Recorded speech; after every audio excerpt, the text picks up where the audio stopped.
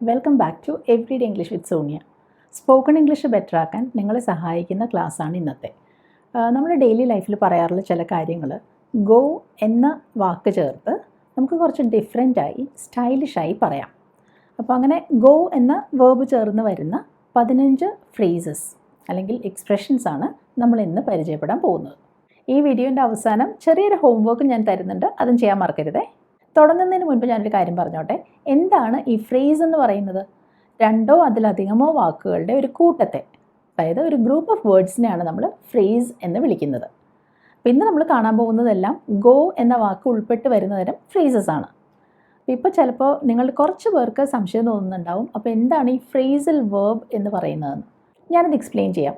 ഉദാഹരണത്തിന് ഈ ഗോ എന്ന് പറയുന്നത് ഒരു വേർബാണല്ലോ. ഈ വേർബിനോട് ചേർന്ന് വരുന്നത് പ്രെപ്പോസിഷൻസ് ആണെങ്കിൽ, അതായത് ഇൻ, ഓൺ, എറ്റ്, എക്രോസ് എന്നൊക്കെയുള്ള തരം പ്രെപ്പോസിഷൻസ് ആണെങ്കിൽ അതിനെ നമ്മൾ ഫ്രേസൽ വേർബ്സ് എന്നാണ് വിളിക്കുക. പക്ഷേ ഇന്ന് നമ്മൾ കാണാൻ പോകുന്നത് കൂടുതലും ഗോവിൻ്റെ കൂടെ പ്രെപ്പോസിഷൻസ് വരുന്ന തരം ഫ്രേസസ് അല്ല, അതായത് ഫ്രേസൽ വേർബ്സ് അല്ല, സാധാരണ ഫ്രേസസ് ആണ്. 1-2 ഒഴിച്ച് കേട്ടോ. ആദ്യത്തെ ഫ്രേസാണ് നിങ്ങളിവിടെ കാണുന്നത്, ഗോ ഫോർ ഇറ്റ്. ഇത് ഉപയോഗിക്കാൻ പറ്റിയൊരു സിറ്റുവേഷൻ ഞാൻ പറയാം. അപ്പോൾ നമ്മുടെ ഫ്രണ്ട് നമ്മളോട് വന്നിട്ട് പറയാണ് അയാൾക്ക് വിദേശത്ത് ജോലി ചെയ്യാൻ ഒരു ചാൻസ് വന്നിട്ടുണ്ടെന്ന്. അപ്പോൾ ഇത് കേട്ടാൽ നമ്മൾ അയാളെ പ്രോത്സാഹിപ്പിക്കും അല്ലേ. അപ്പോൾ നമ്മൾ പറഞ്ഞേക്കാം, അങ്ങനെ ഒരു ചാൻസ് കിട്ടിയിട്ടുണ്ടെങ്കിൽ തീർച്ചയായും അതിനു വേണ്ടി ശ്രമിക്കണം, അത് നേടിയെടുക്കാൻ ട്രൈ ചെയ്യണം എന്നല്ലേ. അപ്പോൾ ഇവിടെ നമുക്ക് ഇംഗ്ലീഷിൽ പറയാം, if you have the chance to work abroad, go for it. If you have the chance to work abroad, go for it. അതായത് ഈ ഒരു ജോലി നേടിയെടുക്കാൻ പറ്റാവുന്നത്ര ശ്രമിക്കുക എന്ന് പറഞ്ഞ് എൻകറേജ് ചെയ്യുകയാണ് നമ്മൾ ചെയ്യുന്നത്. മറ്റൊരു എക്സാമ്പിൾ നോക്കൂ, sounds like A good idea, go for it. അതായത് മലയാളത്തിൽ നമ്മൾ പറയില്ലേ, സംഭവം കേട്ടിട്ട് കൊള്ളാം, അത് നേടിയെടുക്കാൻ ട്രൈ ചെയ്യൂന്ന്. അതാണ് ഈ പറയുന്നത്. ഇനി അടുത്ത ഫ്രേസാണ് ഈ കാണുന്നത്, to go the extra mile എന്ന് പറഞ്ഞാൽ എന്താണ്? ഇപ്പോൾ എന്തെങ്കിലും ഒരു ലക്ഷ്യം നേടാൻ, അല്ലെങ്കിൽ ആരെങ്കിലും സന്തോഷിപ്പിക്കാൻ, അല്ലെങ്കിൽ ഒരു നല്ല ഉദ്ദേശത്തോടെ നമ്മൾ എന്തെങ്കിലും ഒരു കാര്യം ചെയ്യുകയാണെന്നിരിക്കട്ടെ, അവിടെ നമ്മുടെ കയ്യിൽ നിന്ന് പ്രതീക്ഷിക്കുന്നതിനേക്കാൾ കൂടുതൽ, അല്ലെങ്കിൽ നമ്മൾ ചെയ്യേണ്ടതിനേക്കാൾ കൂടുതൽ നമ്മൾ ചെയ്യുന്നുണ്ടെങ്കിൽ അതിനെപ്പറ്റി പറയാനാണ് നമ്മൾ ഈ ഫ്രേസ് ഉപയോഗിക്കുക. അപ്പോൾ അതിനുള്ളൊരു ഉദാഹരണം നമുക്ക് നോക്കാം. She is always willing to go the extra mile to help others. മറ്റുള്ളവരെ സഹായിക്കുന്നതിനായി ചെയ്യേണ്ടതിൽ കൂടുതൽ ചെയ്യാനും അവൾ എപ്പോഴും തയ്യാറാണ്. അതുപോലെ ഈ രാഷ്ട്രത്തലവന്മാരൊക്കെ ഇങ്ങനെ പറയുന്നത് നമ്മൾ പലപ്പോഴും ന്യൂസിലൊക്കെ കേൾക്കാറുണ്ട്, സമാധാനത്തിന് വേണ്ടി ചെയ്യേണ്ടതിൻ്റെ അപ്പുറം ചെയ്യാനും ഞങ്ങൾ തയ്യാറാണെന്ന്. അപ്പോൾ അത് നമുക്ക് ഇംഗ്ലീഷിൽ ഇങ്ങനെ പറയാം, we are prepared to go the extra mile for peace. സമാധാനത്തിന് വേണ്ടി ചെയ്യേണ്ടതിൻ്റെ അപ്പുറം ചെയ്യാനും ഞങ്ങൾ ഒരുക്കമാണ് എന്നാണ് അർത്ഥം. മൂന്നാമത്തെ എക്സ്പ്രഷനാണ് നിങ്ങളിവിടെ കാണുന്നത്, ഗോ ഡച്ച്. ഇത് ഉപയോഗിക്കാൻ പറ്റിയൊരു സിറ്റുവേഷൻ ഞാൻ പറയാം. അപ്പോൾ നമ്മൾ കുറച്ച് ഫ്രണ്ട്സ് ഒരുമിച്ച് ഭക്ഷണം കഴിക്കാൻ അല്ലെങ്കിൽ ഒരു മൂവി കാണാനൊക്കെ പുറത്ത് പോകാണെന്നിരിക്കട്ടെ. അപ്പോൾ ഈ ഭക്ഷണം കഴിച്ച് കഴിയുമ്പോൾ ബിൽ പേ ചെയ്യണമല്ലോ. ആ സമയത്ത് നമ്മൾ തീരുമാനിക്കുകയാണ് ഓരോരുത്തരും അവരവർക്ക് ചിലവായ തുക എത്രയാണോ അത് കൊടുത്തോളാമെന്ന്.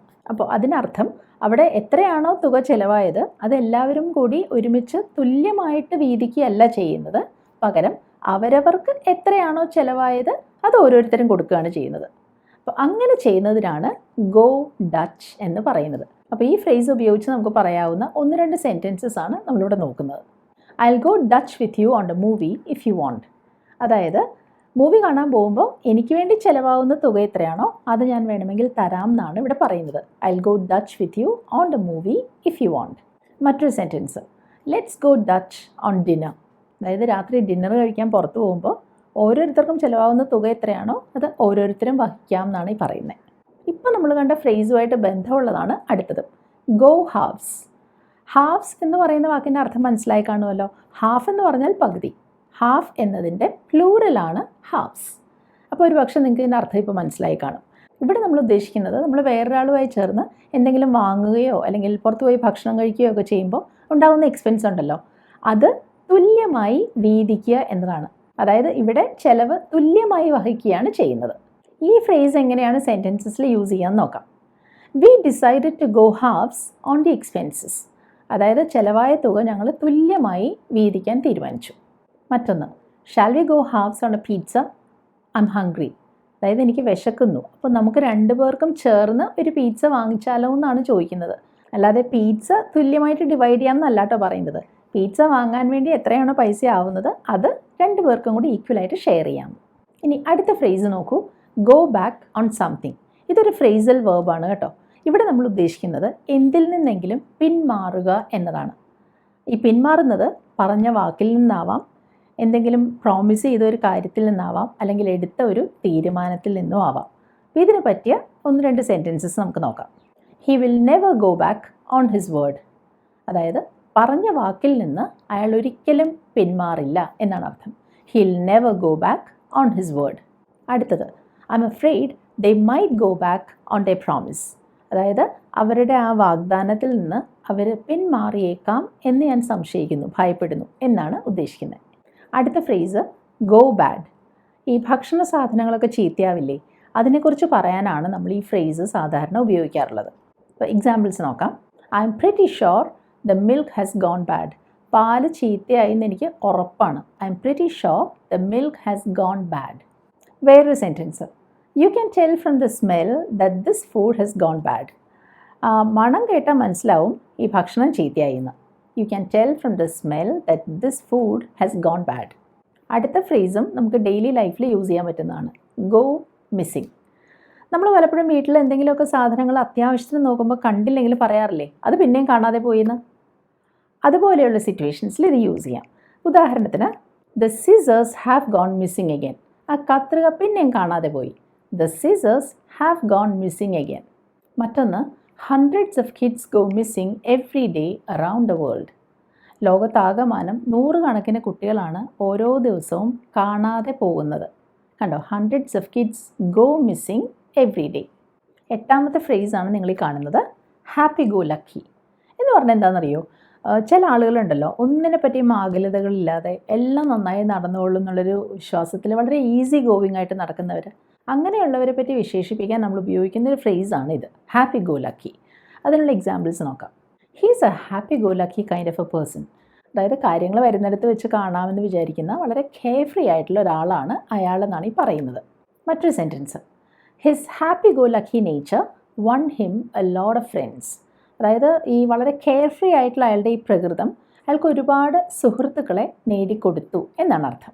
ഇനി നമ്മൾ കാണാൻ പോകുന്ന 2 ഫ്രേസസ് തലയും തലമുടിയും ഒക്കെ ആയിട്ട് ബന്ധപ്പെട്ടതാണ്. അതിലാദ്യത്തെയാണിത്, ഗോ ബോൾഡ് എന്ന് വെച്ചാൽ കഷണ്ടിയാവുക എന്നർത്ഥം. ഇപ്പോൾ സെൻറ്റൻസ് കാണാലോ, my father is in his 70s, he has gone bald. അതായത് എൻ്റെ അച്ഛൻ 70കളിലാണ്, അദ്ദേഹം കഷണ്ടിയായിരിക്കുന്നു എന്നാണ് ഉദ്ദേശിക്കുന്നത്. ഇനി അടുത്ത ഫ്രേസ് തലമുടി നരയ്ക്കുന്നതുമായിട്ട് ബന്ധപ്പെട്ടുള്ളതാണ്, go grey. Many people start going grey in their 40s. ഒരുപാട് ആളുകൾക്ക് 40കളിലാണ് തലമുടി നരച്ചു തുടങ്ങുന്നത്. Many people start going grey in their 40s. ഈ ഗോ ഗ്രേ എന്നുള്ളതിന് പകരം ടേൺ ഗ്രേ എന്നും യൂസ് ചെയ്യാം കേട്ടോ. ഇനി അടുത്ത എക്സ്പ്രഷൻ, ഗോ സ്മൂത്ത്ലി. എന്തെങ്കിലും ഒരു കാര്യം തടസ്സങ്ങളൊന്നുമില്ലാതെ സുഗമമായി നടക്കുക എന്നുള്ള അർത്ഥം കിട്ടാനാണ് നമ്മൾ ഈ ഫ്രേസ് ഉപയോഗിക്കുന്നത്. അപ്പോൾ നമുക്ക് ഇങ്ങനെ പറയാം, if everything goes smoothly will arrive by 10 o'clock. എല്ലാം നന്നായി പോവുകയാണെങ്കിൽ, നന്നായി നടക്കുകയാണെങ്കിൽ ഞങ്ങൾ 10 മണിക്ക് എത്തും. If everything goes smoothly. ഇനി മറ്റൊരു sentence, the meeting went very smoothly. Meeting വളരെ നന്നായി, തടസ്സങ്ങളൊന്നുമില്ലാതെ സുഗമമായി നടന്നു. ഇനി അടുത്തത് ഗോ ഉൾപ്പെട്ട് വരുന്ന ഒരു ഫ്രേസാണ്, പക്ഷേ ഇതൊരു ആഡ്ജക്റ്റീവായി, ഒരു നാമവിശേഷണമായിട്ടാണ് നമ്മൾ യൂസ് ചെയ്യാറുള്ളത്. Touch and go. എന്തെങ്കിലും ഒരു കാര്യം നടക്കുമ്പോൾ അതിൻ്റെ റിസൾട്ട് എന്താകും എന്നുള്ളത് അൺസേർട്ടൺ ആണെങ്കിൽ, അതായത് അതെന്തായി തീരും എന്നുള്ളതിനെപ്പറ്റി നമുക്ക് ഉറപ്പിച്ച് പറയാൻ പറ്റുന്നില്ലെങ്കിൽ, അവിടെ നമുക്ക് ഈ ഫ്രേസ് ഉപയോഗിച്ച് ആ കാര്യം പറയാം.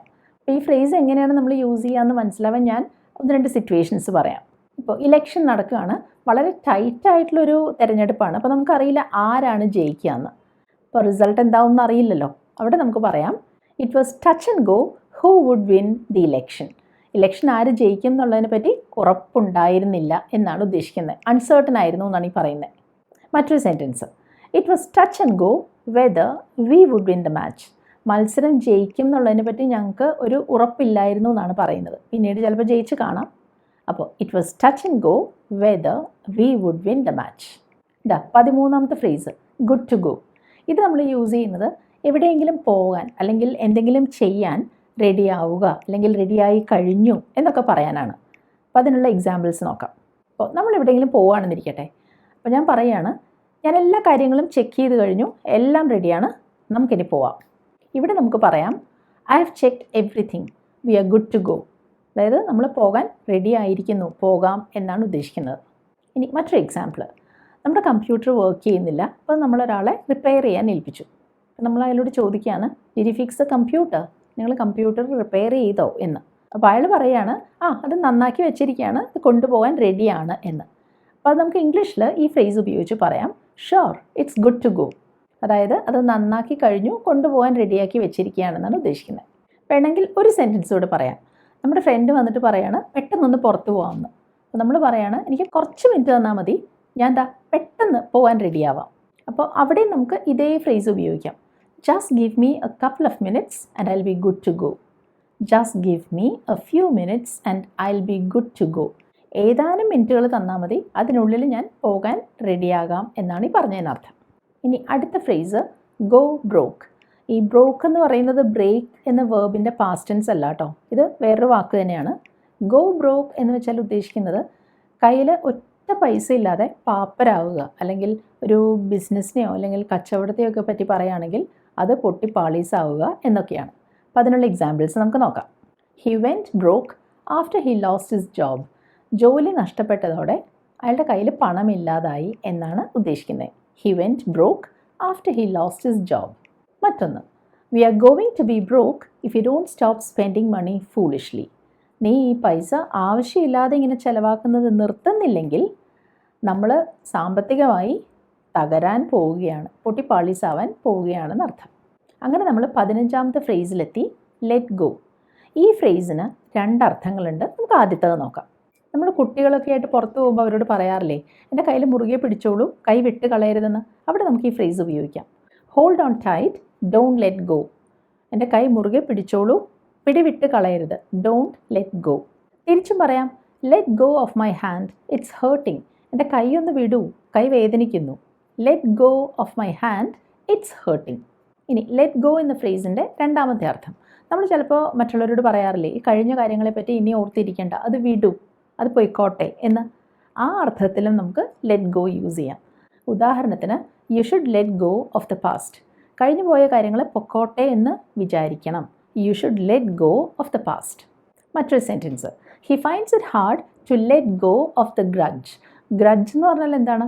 വേറെ ആരോടോ എന്തോ ഒരു കാര്യത്തിൻ്റെ പേരിൽ നമുക്കുള്ള ഒരു ദേഷ്യം, അപ്പോൾ അത് വിട്ട് കളയാൻ അയാൾക്ക് സാധിക്കുന്നില്ല എന്നാണ് ഇവിടെ ഉദ്ദേശിക്കുന്നത്. He finds it hard to let go of the grudge.